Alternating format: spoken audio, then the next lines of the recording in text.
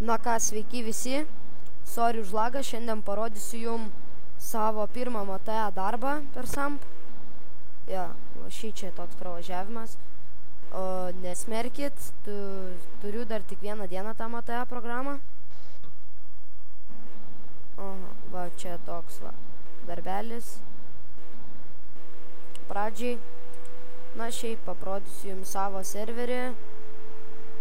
Galvojame jį išleisti, va. Aha, čia dabar aišku grafika ten tokia, ten viską padarytume normaliai. Sorry, kad mikrofonas trūkčia. O taip, tai va.